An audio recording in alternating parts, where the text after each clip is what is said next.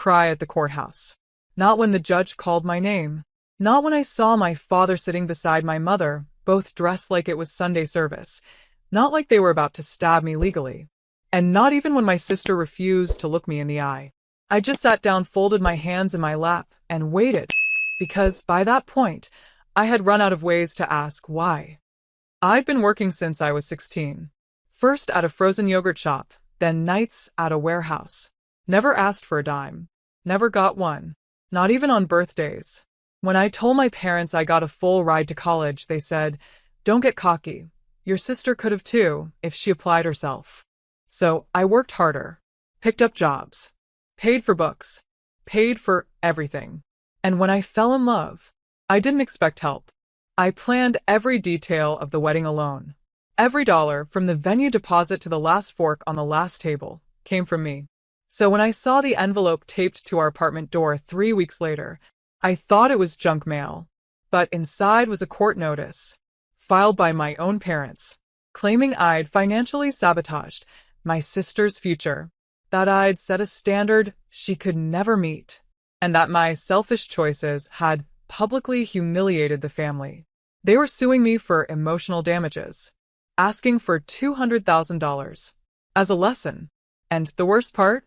I remember once, years ago, my sister held my hand and whispered, "You're the only one who ever makes me feel safe." Now she sat across from me, beside them, silent. The judge looked up. "Ms. Danner, do you have legal representation?" I opened my mouth, but the sound that came wasn't mine. From the back row, a deep voice answered, "Yes, she does." Everyone turned, and there he stood, my husband's estranged brother, the man who hadn't spoken to our family in 12 years. A trial lawyer, in a sharp gray suit. He walked past my parents like they were shadows, and sat beside me. He didn't smile, didn't even glance my way. He just opened a leather case, pulled out a folder, and whispered, "Don't speak unless I tell you to." I nodded, stunned. This was Cade, my husband's older brother. The family ghost. Disappeared after their mother died. No one really talked about him. Only that he'd changed after law school, that he wasn't the same. Now he was defending me. The judge began, monotone and unimpressed. My parents' lawyer read their statement. They spoke of damage to family reputation, of my competitive and attention-seeking behavior. They said my success had mentally destabilized my sister. And then they played a video. It was me dancing at my wedding, laughing, holding my husband's hand. "She posted this," their lawyer said coldly. "It went viral." I wanted to laugh, or scream, or disappear. Instead, I stared at my sister. She looked down, until the lawyer said, "And here's what her sister was doing that same day." A still image. My sister alone in her room. Red eyes. Unopened college application on the desk. She missed her deadlines, the lawyer said. And her mental health declined. Because of her sister's relentless perfectionism. I could feel the oxygen leaving my chest. The room blurred. But Cade stood, unbothered. He approached the bench like he'd been born in courtrooms. Then he pulled out something I hadn't seen in years. A small white envelope with red ink handwriting. I leaned in. My heart dropped. It was the letter I had written to my sister the night I got engaged. She never responded. He read it out loud, softly. "I know I'm not the sister you wanted, but I hope one day I'll be the one you're proud of." Silence. You could hear the clock ticking. Then Cade looked at my parents and asked, "Do either of you recall what you said to her the day she announced her wedding?" My mom shifted. My dad crossed his arms. Cade turned to the judge. "I have it in writing. Shall I read it?" The judge nodded. He opened another page. "Don't expect us to fund a circus. If you want a wedding, pay for it yourself." Then he added she did. Every dollar. They didn't blink. Didn't flinch. Not when the letter was read.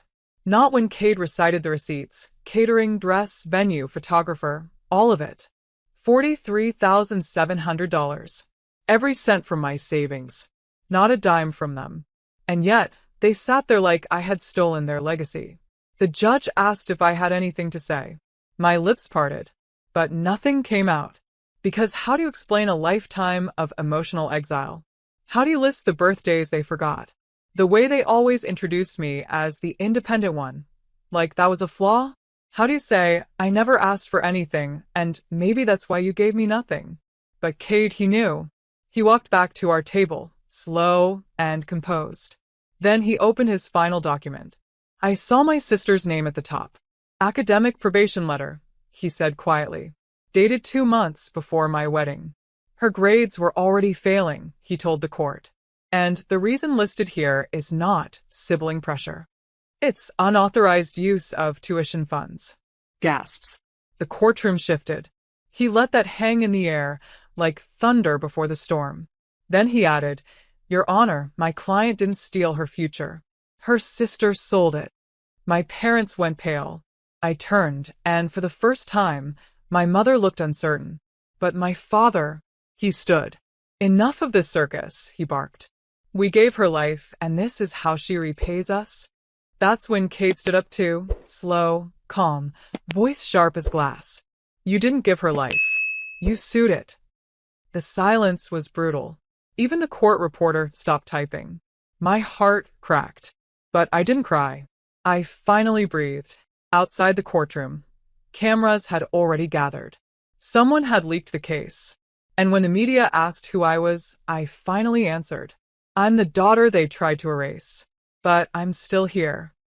The article spread like wildfire. Bride sued by her own parents, sister's jealousy exposed in court. By morning, my inbox was flooded. Strangers wrote to say they saw themselves in me. Survivors of golden child dynamics. People who were always told, You're strong. You don't need help. But there was one email that stopped me cold. It was from Ms. Rayburn, my high school counselor. She wrote, I always knew something was off when your parents never came to parent-teacher night, but I never imagined this. I'm sorry. Funny how the deepest cuts don't come from strangers. They come from the people who are supposed to protect your softest parts. Cade and I sat at the kitchen table, wedding photos untouched in a silver box beside us. He watched me open a small velvet pouch, the one that held the pendant I wore on our wedding day. It was my grandmother's, the only family heirloom I'd ever been given. Quiet, gold, engraved with the word, resilient. They want it back, I said quietly. It was technically passed down through their side. Cade raised an eyebrow, and I held it tighter. And they'll have to take it from my cold, healed hands. For a moment, we just sat in the silence. Then I asked the question that had haunted me since the hearing. Was I wrong to fight back? Cade didn't answer right away. Instead, he pulled up an old photo on his phone, me at 19, working the night shift, smiling in my grease-stained apron. You've been fighting your whole life, he whispered. This time, they just saw it. That night, I stared at my ceiling and remembered something my dad once told my sister. She'll never be the soft one. She doesn't know how to cry. He was wrong. I had learned how to cry. I just stopped needing their permission. And somewhere between that courtroom and our quiet kitchen, I learned something else. You don't owe your abuser silence, even if they share your blood. I pressed send on one final email. It wasn't to them. It was to a national podcast. The subject line? My family took me to court for being independent. I have receipts. They tried to stop the episode from airing. First came the cease and desist letters. Then calls from a family lawyer I'd never met saying things like, This could ruin your father's professional reputation. And, Think about what you're doing to your sister's mental health. But no one, not one person, asked what they'd already done to mine. The podcast went live anyway. It opened with my voice, steady but tired. I'm not here for pity. I'm here because I worked 3 jobs to build a life, and they sued me for it. Within 48 hours, my story was trending. Hashtag sued by family. Hashtag not your scapegoat. Hashtag bride who fought back. The comments broke me in the best way. My sister did this too, and no one believed me.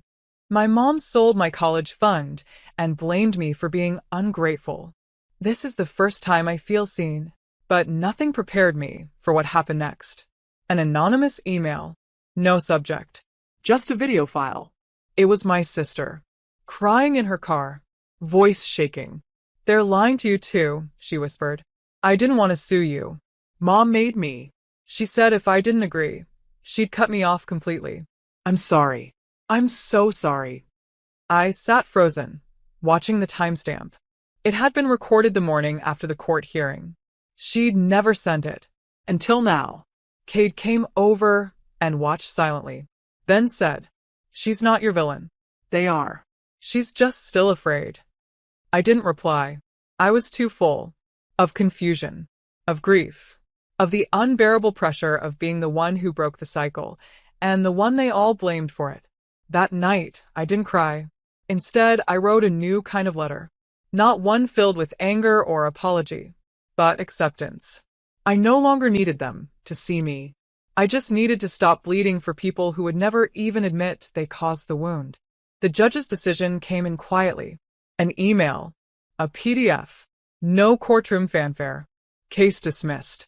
Plaintiff's claims found baseless. All legal fees to be paid by the plaintiff. I reread it 3 times. No celebration. Just silence. Cade read over my shoulder and let out a slow breath. You won. But it didn't feel like winning. It felt like standing in the wreckage of a war you never asked to fight. The lawsuit was gone, but so was something else. I hadn't spoken to my parents in 6 weeks. No calls. No texts. Not even a holiday card. And the silence, at first, was peaceful. Then strange. Then something I started to prefer. Until one night I got another message. From a news outlet. Subject: requesting comment on ongoing civil dispute between your full name and parents' names. I blinked. They'd gone public. They gave an interview. Sat down in coordinated outfits on a morning TV couch and spun a story about a bitter daughter, a jealous bride, and how they'd only wanted to protect their younger child's chance at a happy future. I watched it in silence, heart rate steady, face blank, until they showed a photo of me in my wedding dress. A photo they weren't authorized to have. Caption: a strange daughter who allegedly stole spotlight and money. I turned off the TV, called my lawyer, then called someone else. The producer of the podcast I'd spoken on. They offered me a second episode, a follow-up. A full visual interview. This time, I didn't hesitate.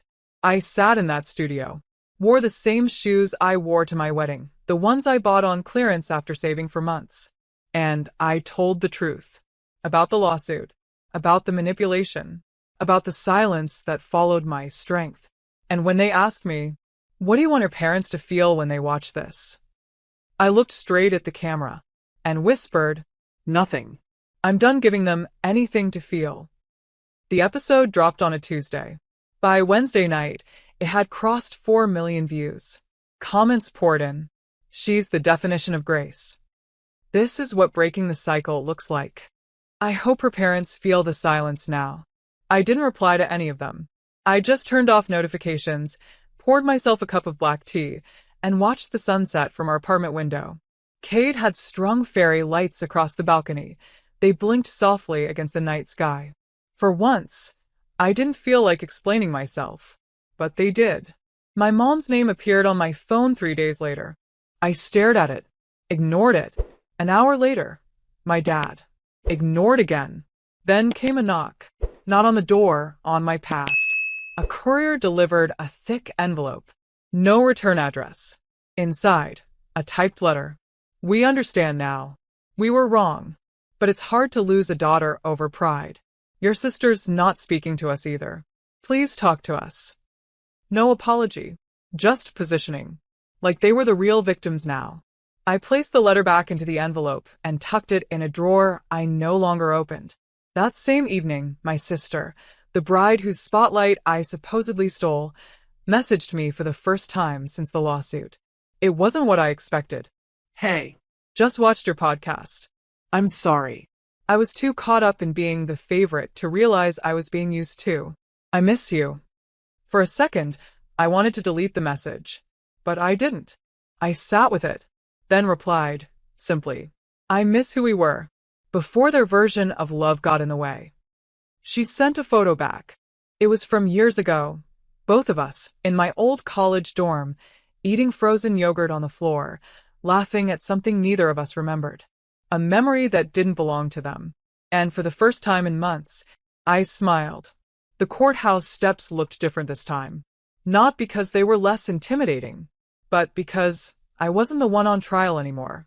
This time, it was the judge calling out my parents publicly for filing a spiteful and frivolous lawsuit against their own daughter. Their lawyer kept glancing toward them, silently pleading for dignity. But pride dies loud. My father interrupted the ruling. I paid for her life until she was 18. She owes us. The judge raised a hand. You owe her an apology, he said flatly, and a dismissal. With that, it was over. No financial settlement. No damages granted. No clean win for anyone except peace.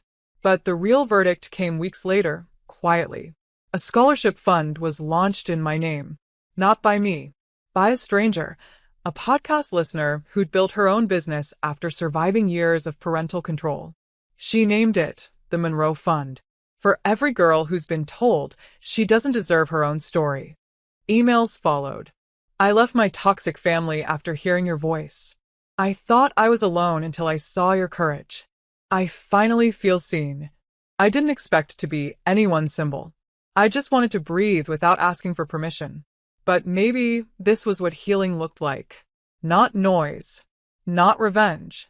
Just reclaiming what they tried to take. My voice. My future. My name. That night, Cade took me to the coast. No ring yet. No pressure. Just the air and quiet space. He looked over and said, I don't want to save you. I just want to witness you. I smiled through the wind.